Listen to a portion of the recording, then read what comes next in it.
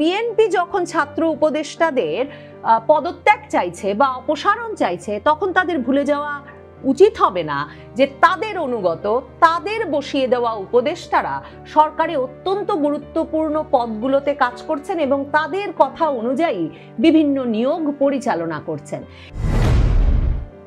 বিএনপির মির্জা ফখরুল ইসলাম আলমগীর, সালাউদ্দিন আহমেদ, আমির খসরু মাহমুদ চৌধুরী, 3 হেভিওয়েট নেতা স্থায়ী কমিটির 3 সদস্য মিলে যমুনায় ডক্টর ইউনূসের সঙ্গে সাক্ষাৎ করে বলে এসেছেন অন্তর্বর্তী সরকারকে নাকি এখন তত্ত্বাবধায়ক সরকারের মতো নিরপেক্ষ হয়ে যেতে হবে এবং দলীয় লোকদের বাদ দিতে হবে। বিএনপির এই আবদার নতুন নয়, এর আগে মনে করে দেখুন জানুয়ারি বা ফেব্রুয়ারি মাসে হবে, বছরের শুরুর দিকে বিএনপি মহাসচিব মির্জা ফখরুল ইসলাম আলমগীর বিবিসির সঙ্গে সাক্ষাতে প্রথম বলেছিলেন, সেই সাক্ষাৎকারে, যে নির্বাচনের আগে ছাত্র উপদেষ্টাদেরকে অন্তর্বর্তীকালীন সরকার থেকে সরে যেতে হবে, না হলে এই সরকার, ইউনূস সরকার নিরপেক্ষতা হারাবে। তখন নাহিদ ইসলাম মির্জা ফখরুল ইসলাম আলমগীরকে শাসিয়ে সরাসরি পাল্টা সাক্ষাৎকার দিয়ে বলে দিয়েছিলেন, নাহিদ ইসলাম তখন ছাত্র উপদেষ্টা হিসেবে, তথ্য উপদেষ্টা হিসেবে সরকারের গুরুত্বপূর্ণ পদে ছিলেন, তখনও তারা দল গঠন করে সারেন নাই। কাজেই নাহিদ ইসলাম তখন শাসানি দিয়ে বলে দিয়েছিলেন যে মির্জা ফখরুলের কণ্ঠে তো আওয়ামী লীগের সুর শোনা যায়, ছাত্র উপদেষ্টারা আছেন বলেই এই সরকার বৈধতা পায় অভ্যুত্থান পরবর্তী সরকার হিসেবে। কাজেই ছাত্র উপদেষ্টাদের থাকা না থাকা নিয়ে বিএনপির কথা বলা মানায় না, কিন্তু বিএনপি বারবার এই বিষয়ে কথা তুলেছে। বিএনপি মে মাসে যখন সেনাপ্রধান ওয়াকারুজ্জামানের সঙ্গে ইউনূসের একটা দূরত্ব সৃষ্টি হয়েছে বলে, এমনকি ডক্টর ইউনূস নিজেও রাজনৈতিক দলগুলোকে ডেকে আমি বোধহয় পদত্যাগ করে ফেলবো এমন একটা ভয় দেখিয়েছিলেন, সে সময়টায় মনে করে দেখুন পুরো মে মাস ইশরাক হোসেন, বিএনপির বড় নেতা সাদেক হোসেন খোকার ছেলে, তরুণ নেতা ইশরাক হোসেন, তিনি তখন মেয়র পদে শপথ নিতে চান এবং সেই দাবিতে তিনি নগর ভবন দখল করে দিনের পর দিন লাগাতার আন্দোলন চালিয়ে গেলেন। তার দাবি ছিল দুটো, এক, ঢাকা দক্ষিণের মেয়র হিসেবে তাকে শপথ নিতে দিতে হবে, আর দ্বিতীয় দাবি ছিল যে মাহফুজ আলম আর আসিফ মাহমুদ সজীব ভুইয়া, এই দুজনকে সরকার থেকে পদত্যাগ করতে হবে।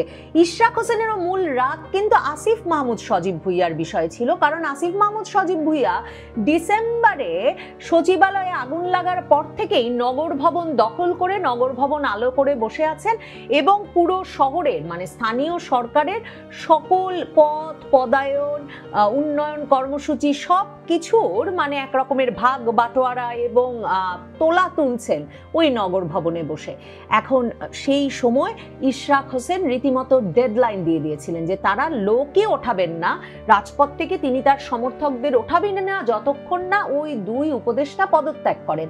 তখন বিএনপির তরফে তাদের আরেক সিনিয়র নেতা, স্থায়ী কমিটির আরেক সদস্য খন্দকার মোশাররফ হোসেন, তিনি এক সংবাদ সম্মেলন ডেকে ছাত্র উপদেষ্টাদের আর বিএনপির তরফে জাতীয় নিরাপত্তা উপদেষ্টা ডক্টর ইউনূসের যে নিয়োগ করা জাতীয় নিরাপত্তা উপদেষ্টা খলিলুর রহমান, তার পদত্যাগ চাইলেন। সে সময় রুহুল কবির রিজভী আহমেদ কিন্তু দলের তরফে রীতিমতো একটা বিবৃতিও দিয়েছিলেন বিএনপির তরফে যে তারা এই জাতীয় নিরাপত্তা উপদেষ্টা খলিলুর রহমানকে কিছুতেই সহ্য করবেন না, কারণ খলিলুর রহমান প্রশ্ন তুলেছিলেন তিনি যদি বিদেশি হন তাহলে বিএনপির নেতার পাসপোর্ট খোঁজ করলেও নাকি বেরিয়ে আসবে তিনি বিদেশি, কাজেই তাকে যেন বিদেশি বলে বিএনপি উত্ত্যক্ত না করে।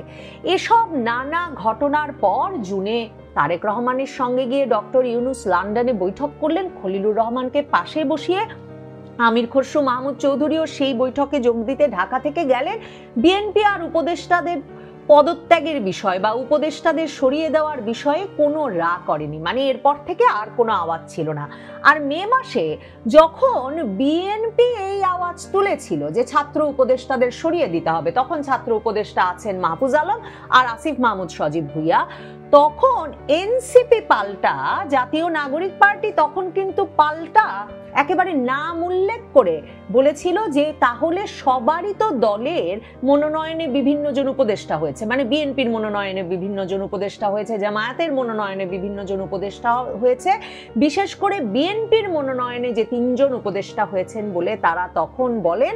তার মধ্যে একজন ওয়াহিদুদ্দিন মাহমুদ তখন শিক্ষা উপদেষ্টা ছিলেন, একজন সালেউদ্দিন আহমেদ অর্থ উপদেষ্টা, আরেকজন আইন উপদেষ্টা আসিফ নজরুল। এনসিপিও তখনই বলে রেখেছিল যে ওই 3 উপদেষ্টাকেও যেন সরিয়ে দেওয়া হয় যদি ছাত্র উপদেষ্টাদের সরকার সরানোর কোনো উদ্যোগ নেয়। কাজেই বিএনপি চাইলেই কি পারবে ছাত্র উপদেষ্টাদের সরিয়ে দিতে? দেখুন, দুটো কারণে পারবে না। আপনি আমি সবাই জানি মাহফুজ আলমের পথটা খুব নড়বড়ে, তাকে না জামাত কোনোভাবে পছন্দ করতে পারছে, কারণ তিনি এত বেফাঁস রাজনৈতিক মন্তব্য করে একটা ক্রমাগত জামাত বিরোধী রাজনীতি চালিয়ে যেতে চান ফেসবুকে, আবার সেই রাজনীতির পক্ষে শক্তভাবে দাঁড়াতে পারেন না, ফেসবুকে স্ট্যাটাস দেন আর স্ট্যাটাস মুছে ফেলেন। কাজেই এবং ডক্টর ইউনূস তাকে মাথার উপরে উঠিয়েছিলেন মাস্টার মাইন্ড বলে। আর এরপরে দেখা গেল যে মাহফুজ আলম রাস্তায় বের হলে, ঢাকার রাস্তায় বের হলে জগন্নাথ বিশ্ববিদ্যালয়ের ছাত্রছাত্রীদের বিক্ষোভে গেছেন, ওখানে বোতল খেয়েছেন। লন্ডনে, নিউ ইয়র্কে যেখানে তিনি বেরোচ্ছেন তাকে নিয়েই একটা ঝামেলা, মানে তিনি যে নিজে সুস্থ স্বাভাবিকভাবে গ্রহণযোগ্যভাবে কোথাও থেকে আসতে পারবেন এর কোনো সম্ভাবনা নেই। জামায়াতে ইসলামী তো এই উপদেষ্টার বিষয়ে বিবৃতির পর বিবৃতি দিয়ে রেখেছে। কাজে মাহফুজ আলম যে সেপ্টেম্বরের শেষে সাংবাদিকদের এক সভায় বললেন, জিল্লুর রহমানের এনজিওর এক সভায়, তৃতীয় মাত্রার জিল্লুর রহমানের, যে কোনো দিন পদ ছাড়তে হতে পারে, সেই মে মাস থেকে নাকি তিনি বাড়িতে বসে রাজনৈতিক দলগুলোর স্লোগান শুনতে পান, মানে হেয়ার রোডের বাড়িতে বসে স্লোগান শোনেন যে রাজনৈতিক দলগুলো ছাত্র উপদেষ্টার পদত্যাগ চাইছে। কাজেই তিনি জানেন না তিনি কয়দিন আছেন মন্ত্রিত্বে বা উপদেষ্টার পদে, এমনকি আজকেও ছেড়ে দিতে হতে পারে। সে সময়ও সেটা বেশ শিরোনাম হলো। কিন্তু আসিফ মাহমুদ সজীব ভুঁইয়াকে সরানো বিএনপির সাধ্য নয়।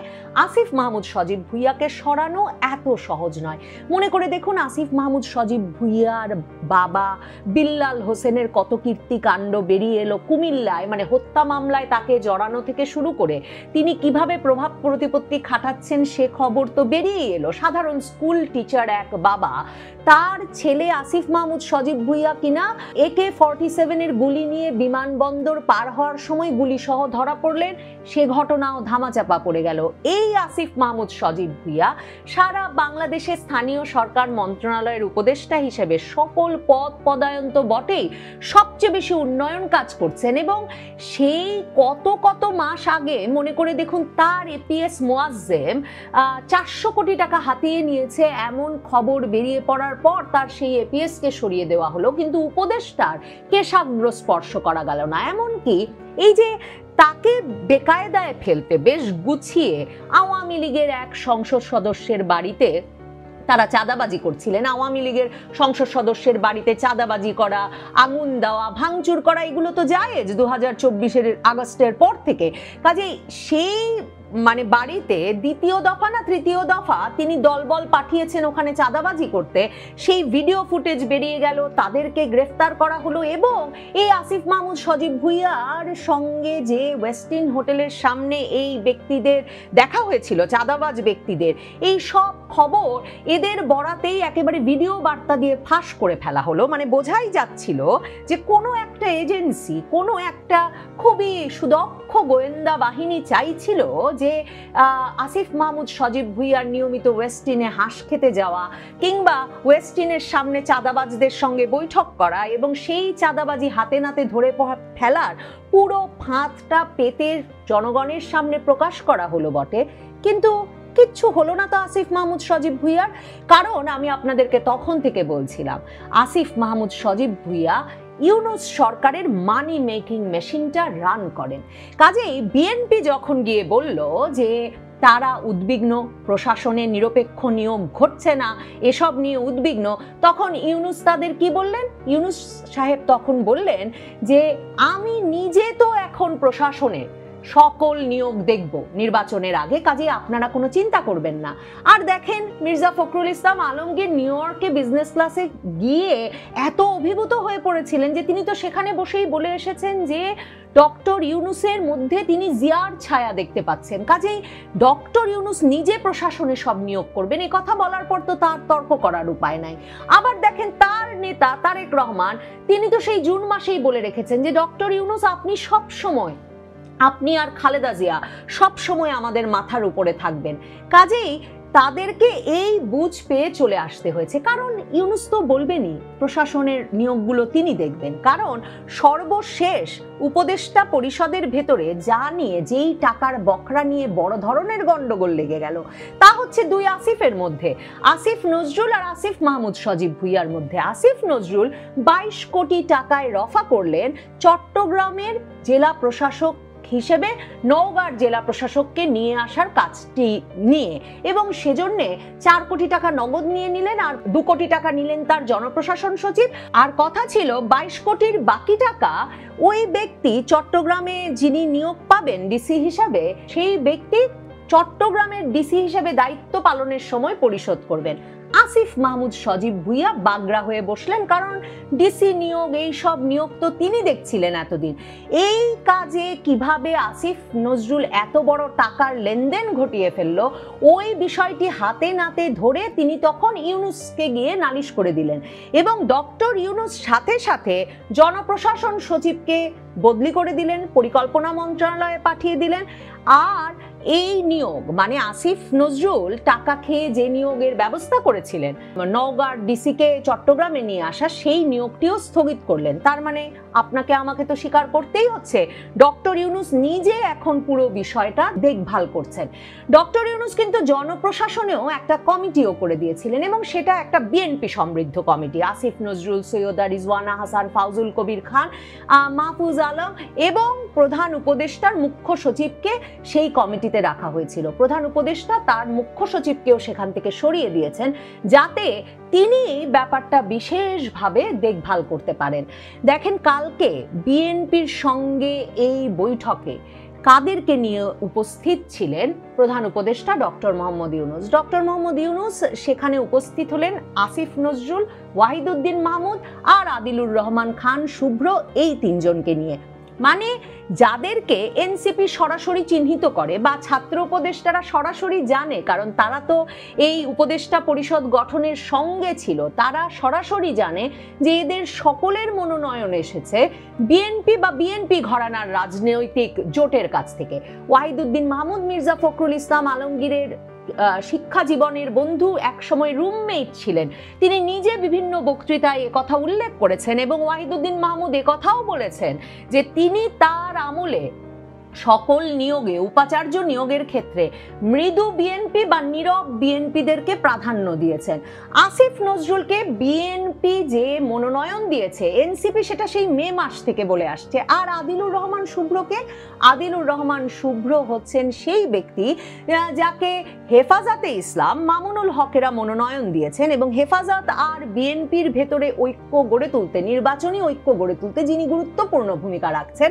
বিএনপি আমলের deputy attorney general Adilur Rahman গণপূর্ত মন্ত্রণালয়ের উপদেষ্টা হিসেবে দায়িত্ব পালন করছেন, শিল্প উপদেষ্টা হিসেবে দায়িত্ব পালন করছেন, এবং তিনি 2013 সালের 5ই মে শাপলা চত্বরে কতজন নিহত হয়েছিলেন সেই তালিকা বের করে, এবং সেই তালিকা সরকার মিথ্যা তালিকা মনে করায় হাসিনার আমলে জেল খেটেছেন।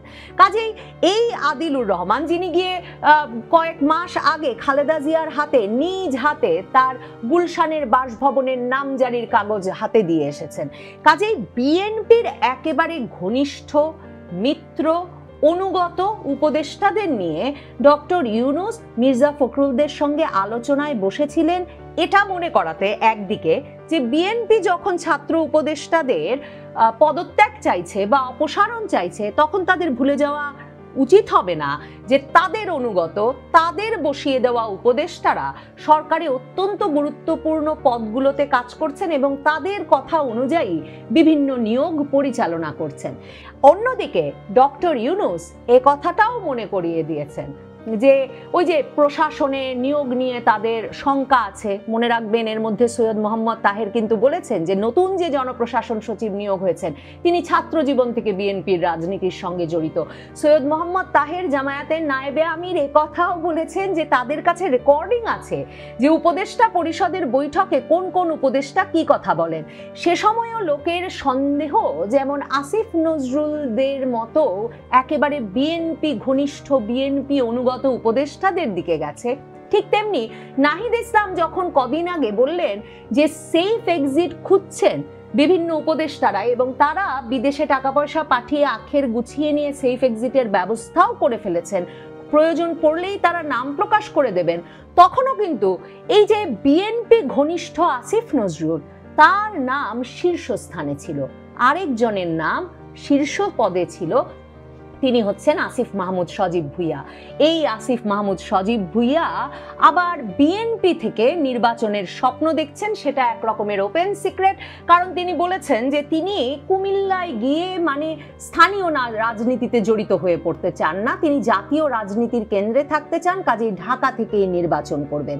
এবং আসিফ মাহমুদ সজীব ভুইয়া একদিকে যেমন ইউনূস সরকারের পদ, পদায়ন, উন্নয়ন কাজ এ সব বিষয়ের একেবারে কেন্দ্রে, মানি মেকিং মেশিনের মানে ইউনূস সরকারের টাকা বানানোর মেশিনের কেন্দ্রে অবস্থান করছেন, এতটাই কেন্দ্রে, এতটাই শক্তিশালী অবস্থানে যে তাকে সরানো কোনো গোয়েন্দা সংস্থা, কোনো সংবাদ মাধ্যম, কোনো দুর্নাম, কোনো দুর্নীতির খবরে সম্ভব হচ্ছে না।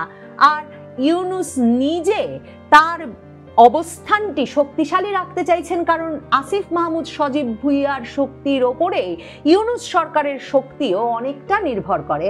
অন্যদিকে আসিফ মাহমুদ সজীব ভুইয়া সারা দেশে যন্ত্রচালিত রিক্সা নামিয়ে দিয়ে সেই রিক্সার প্রশিক্ষণে তরুণদের চাকরি দেওয়া থেকে শুরু করে এখন নাকি 10,000 তরুণকে অস্ত্র প্রশিক্ষণ দেওয়ার কর্মসূচি হাতে নিয়েছেন স্থানীয় সরকার ও যুব মন্ত্রণালয় থেকে। আসিফ মাহমুদ সজীব ভুইয়া অন্যদিকে আবার 2013 সালের 5ই মে শাপলা চত্বরে নিহতদের পরিবারকে ক্ষতিপূরণ তুলে দেওয়ার কর্মসূচি আয়োজন করেছিলেন সেই হেফাজতে ইসলামের সঙ্গে।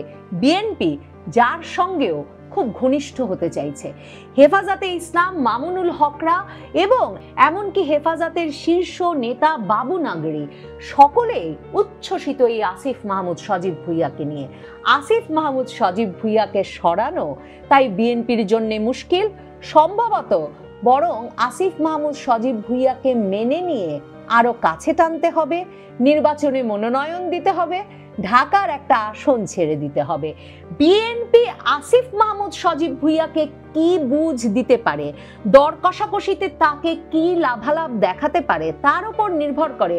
ওই যে অনেক মাস আগে হঠাৎ করে আসিফ মাহমুদ সজীব ভুইয়া জানিয়েছিলেন বটে একবার যে তফসিল ঘোষণার পর তিনি সরকারের দায়িত্ব ছেড়েও দিতে পারেন, কারণ ঢাকা থেকে নির্বাচন করার খায়েশ রয়েছে তার।